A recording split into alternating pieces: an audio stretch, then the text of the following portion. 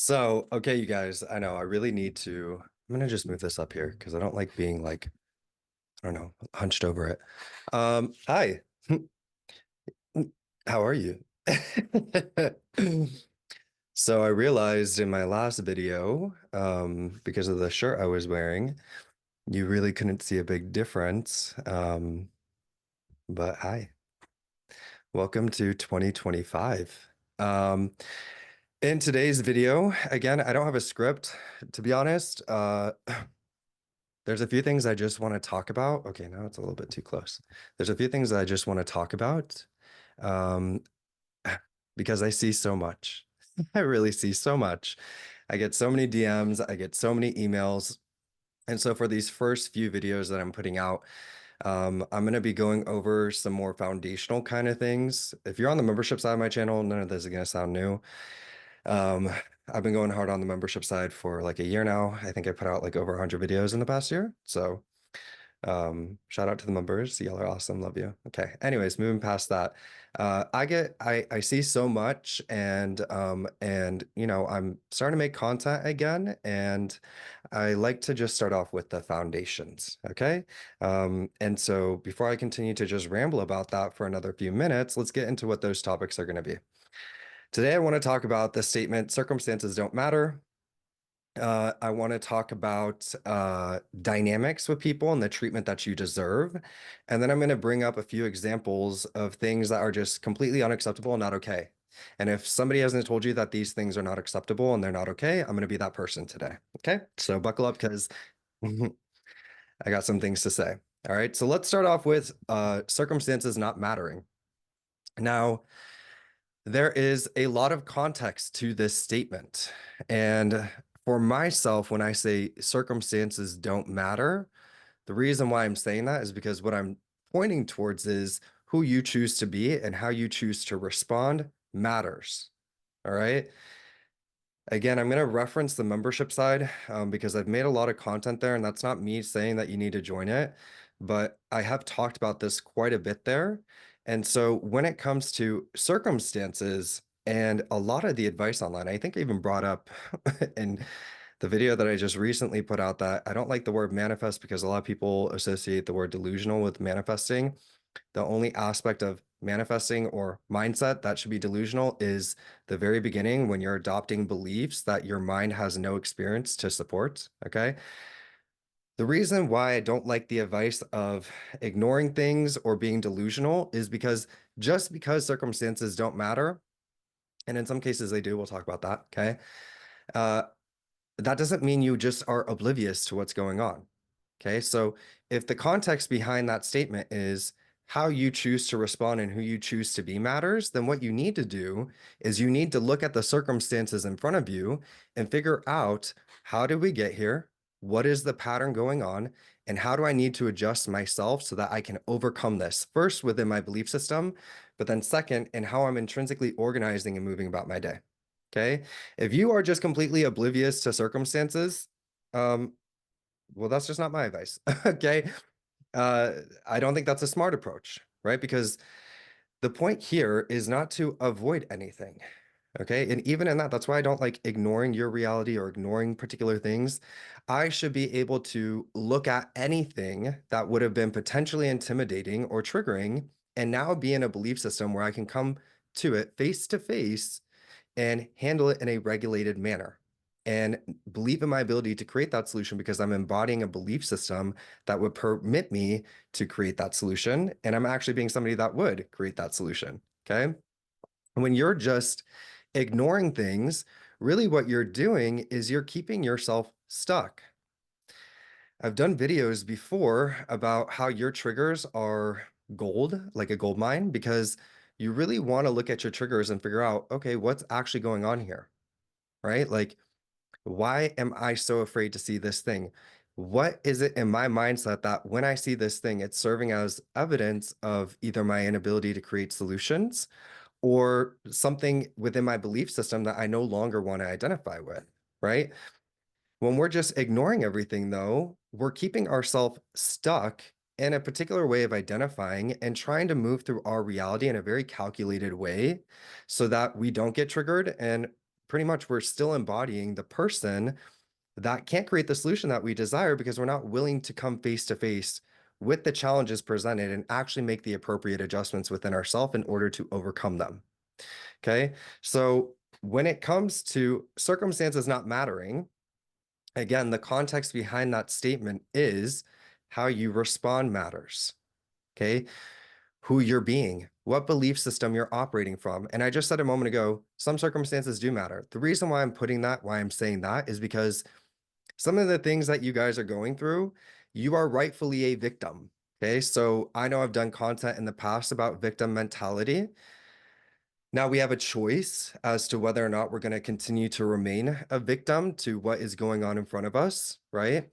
Or we're going to learn from what occurred, build strength from it, and move forward, knowing that we're not going to allow ourselves to get into a situation like that again, right?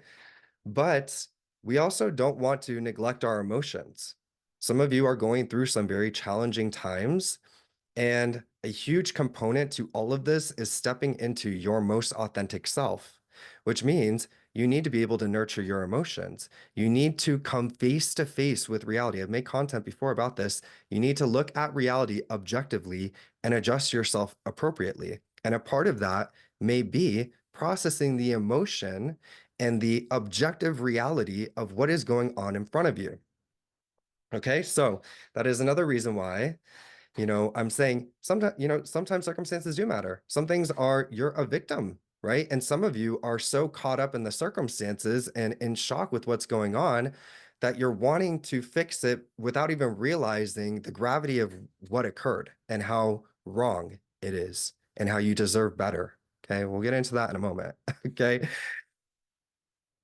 All right. So again, the context behind circumstances not mattering is how you choose to respond and how you choose to organize yourself moving forward is what matters. Okay. Now let's get into the type of treatment you deserve. Okay. I know I've made content like this before. All right. I've been going really hard on the community tab lately about men, just men in general. I'm not a man hater. I think men are amazing. Okay. I'm gay, so I'm like attracted to men. Okay. But you cannot sit here and tell me that there are not a bunch of very interesting men, men on this planet that really do not know how to respect a woman. Okay. Uh, and I'm gearing it towards, it's not just women. Okay. It could be, if they're gay as well too, whatever. Okay. Don't come for me because I'm really not in the mood to argue. Okay. So like, don't come at me with the semantics. Okay. Just listen to what I'm saying. Okay. There are a lot of men here that do not operate as a man. They operate as a child. Okay. They don't know how to respect women. They don't know how to honor them, stand up for them. They have a huge problem with taking accountability and responsibility and just showing up and not being shady. And it's embarrassing. Okay. When it comes to the treatment that you deserve, a lot of you are over here tripping over text messages and waiting for somebody to respond to you when those are bare minimums. Okay. Like bare minimums. I've been writing in my community tab that when you meet a guy, he should be taking note of small details regarding you. He should be committed to you before the commitment even arises. He should be going out of his way to make plans with you and communicating with you consistently. And if he's not doing that, my focus then turns to you. And this is where self-concept is really important. And that's where beliefs about men are really important, boundaries, normalizing having your wants and needs being met. Okay. Because a lot of you are sitting here waiting for things that you don't need to be waiting for. And so then when you hear the saying circumstances don't matter, okay, so he's not texting me right now. Circumstances don't matter. Let me just persist that he likes me. Girl, girl, okay. Okay, so let's break this down. Okay. Again, how you choose to respond matters. So if you are a self-respecting and respected woman that has healthy beliefs about men, you're only attracted to men that are consistent, stable, and loving and emotionally available. You're able to normalize the experience of being in a healthy relationship, and you see yourself as somebody that deserves to be in that relationship. You're able to give and receive affection freely, and you communicate clearly, and you're emotionally available. Okay. If you're really that person, when a man is not texting you back, you're not going to be sitting here wondering how to get him and persisting in like, he's texting me. You're going to be like, what the fuck is this? I don't have to wait for this shit. Okay. So I already kind of jumped to the last part because I was going to talk about some of the things that I've seen. I have more to add on to that actually. Okay. When it comes to what you guys are persisting for, I said in my last video, the only thing that you're persisting in is a different version of you. Once you understand that, you're solid. Okay. Taking on healthy beliefs that are augmented towards the things you actually want to experience so you can show up differently, respond differently, and create different results in your life. There's nobody to change but self, right? So in these types of situations, when we're assessing treatment, again, we're not going to ignore what's going on. We're going to look at it and see, this person's not being consistent with me. It's triggering me. Why? Do I really believe I'm somebody that deserves consistent communication without having to wait for it? Do I really believe that I'm somebody that deserves genuine commitment? Do I really see myself as somebody that doesn't have to compete for a man's love, attention, or commitment?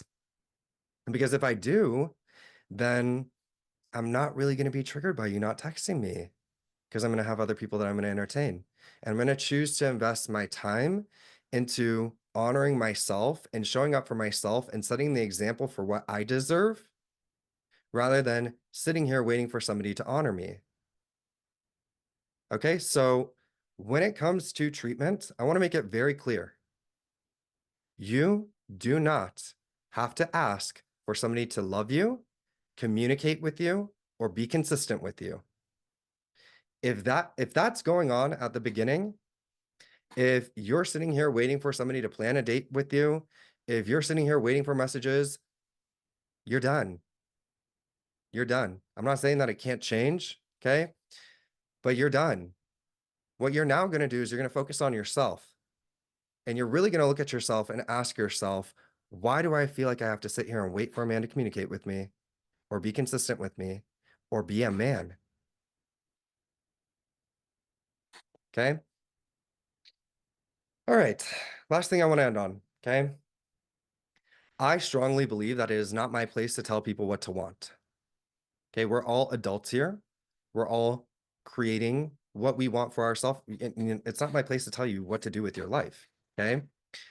At the same token, though, when you do not have the healthiest set of beliefs. And again, that's not even a responsibility thing. We don't get to choose what environment we grow up in and how that impacts us.